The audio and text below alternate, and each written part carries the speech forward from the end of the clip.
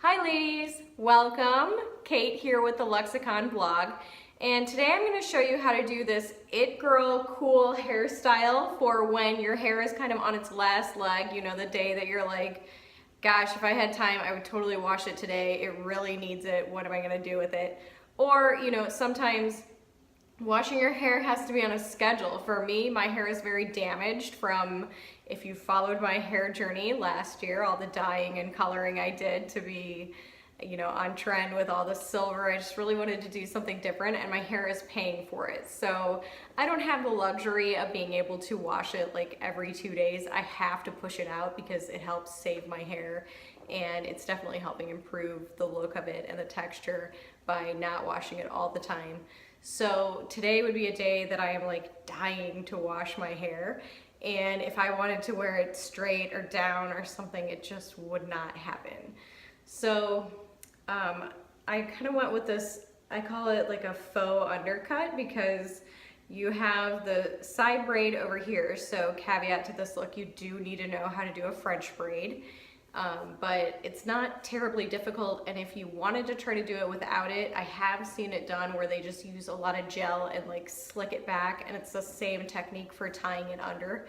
And then you just basically curl and layer the other side and use whatever products get you the most out of your hair. I actually used some Davines, it's my husband's product actually, but I will link it for you guys in the blog, and I use this because I need it to be a little bit more piecey and less frizzy. The ends tend to get really frizzy because of the damage. So for me, that's what I need. If you want to use like a heat resistant, something to protect your hair, that's good.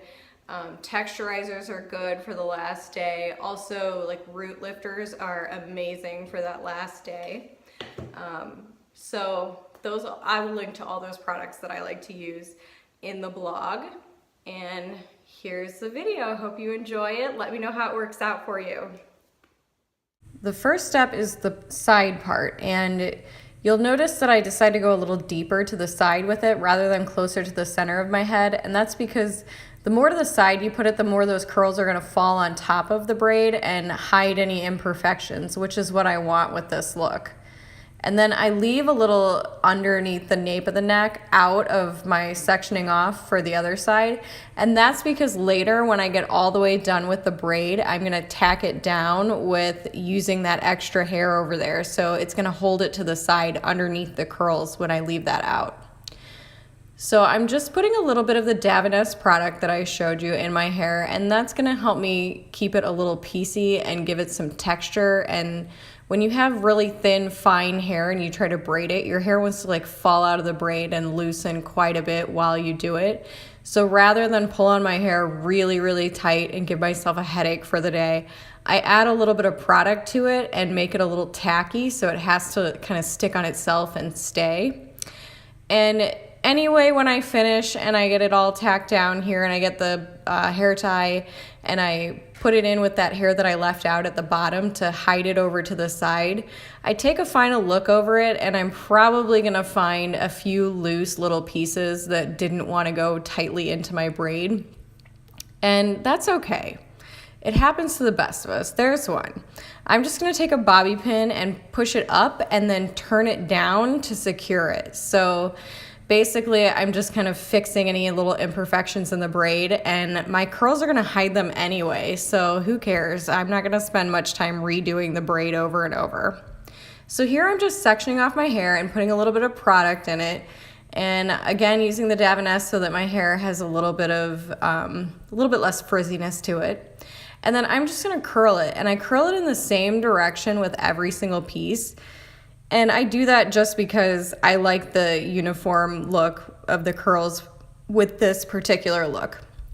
If you want more volume, then you can take a look at another post that I did that I'll link in my blog that shows different ways to add volume to your curls. But here I'm just doing the same direction over and over, especially because my hair's a little messy. So you'll see the final look here in just a second after I get done curling it.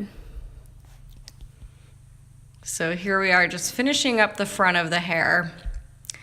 And you see it takes less time to curl your hair too when you do this, because if you're quick at braiding, then all that hair that you braid stays out of the curls, and it's less heat that you're applying to your hair, and it's less time that you're spending curling it. But I'm about done here. I just gotta get those last bit of bangs.